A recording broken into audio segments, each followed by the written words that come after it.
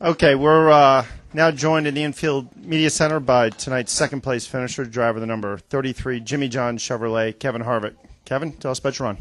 I mean, it was a good, solid night for us.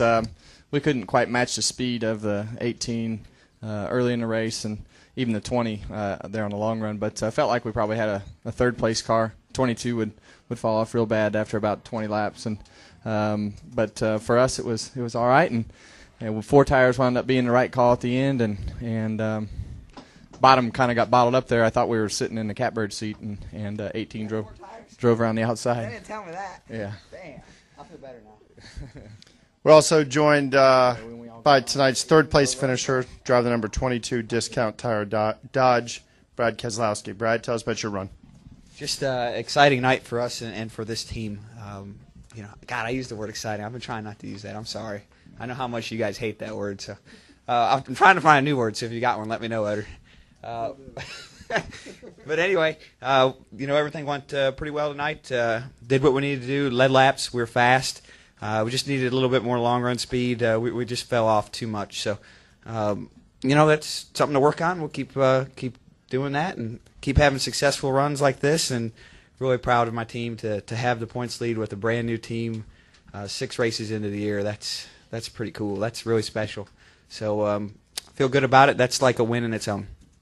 We'll open it up to questions from the media. State your name and affiliation. We'll start with Reed Spencer and go to Jim Utter after that. Brad, would you talk about the restart on lap 137? Looked like was that the first one, or that's the first one, and then okay. and then the second one when he jumped it and got the black flag for doing that. The first one, and I used the precedent that was set off of Texas last year. When you get to the first line, you have to maintain your speed. And then once you get to the second line, it's free game. We got to the first line side by side, and when we got to that zone, the restart zone, I don't know how long it was this weekend, I maintained my speed, and he did not. So when I got to the second line, I just went, because that's the rule, and that's the interpretation I have of it. And so when we got to the next restart, they gave me a lead. NASCAR gave me a lead. We were coming to the first line, and Kyle went. So I have that whole zone to go. That's my right, and he went before that zone. So, that's my interpretation of the rules, and apparently it was correct. It'd probably be a better question for NASCAR, but in my opinion, they enforced it to what they say in the drivers' meeting.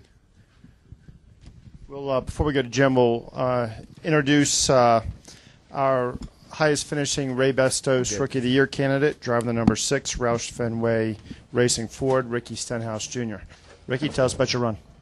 It was a tough one for us. We got behind there on pit road and early in the race, and had to fall to the back. Got a lap down, got the lucky dog, and just kept fighting, and got back on the lead lap there, and just kind of rode around. We got that caution there on the front straightaway. Helped us a lot because we got the lead. We got to line up right behind the lead lap cars instead of at the tail end. So we got going there, and we pitted there with like 10 to go, I believe. Guys did a great job on pit road, and we restarted and lost one spot, which being up there with those guys, that's not too disappointing. So we had a great day for our number 6 Ford Fusion. Jim Utter, Fellow Observer. Ricky, actually, I wanted to ask you, you guys have had a tough start of the season. How was it tonight just to be able to complete a race without kind of incident-free, particularly with how the race ended? Yes, sir. It was definitely just a real boost for the guys. They've stuck behind me through these 5 races, and it was getting pretty heated there with Jack, so that was the main thing that we wanted to get done, is just to finish, and hopefully we can just keep digging. And the guys are pumped up now, and we're just looking to carry the momentum into Texas. The first 5 races were definitely horrible, a lot of it on my part, and we had some bad luck, but definitely I feel like a lot of the results were a fault of mine. So got it figured out here this weekend, and hopefully we can just carry it on. Anything additional for these gentlemen? Jim? Brad. Oh, hey, I didn't know you were still here. Oh, that's all right. I didn't know you were paying attention.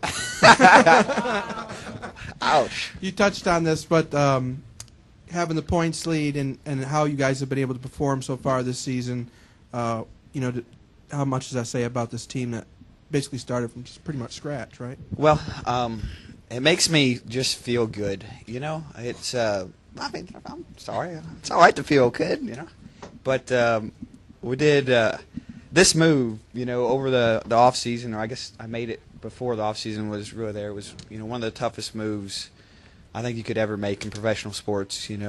I had a shot down the line to, follow in the footsteps of, guys that are winning a lot of championships and races on the Hendrick side, and chose a different path. So to be able to take a brand new program that is a nationwide team that we have here with Discount Tire and Paul Wolf and et cetera, and to run up front in the points and to take the points lead, to sit on poles is just like a justification. It just makes you feel like all those decisions that I stressed over, like I made the right one. So we still have a lot of work to do on the Cup side, and we know that, and we're working. It's not going to happen overnight, but on the nationwide side was my rock when I came to Penske Racing. It was what I had to lean on as a benchmark to know where I'm at as a driver, and to know that I've progressed since where I was last year, and that's quite a bit of the deal. Makes me feel good, and makes me feel like we made the right moves and that we have a bright future at Penske Racing. Anything further?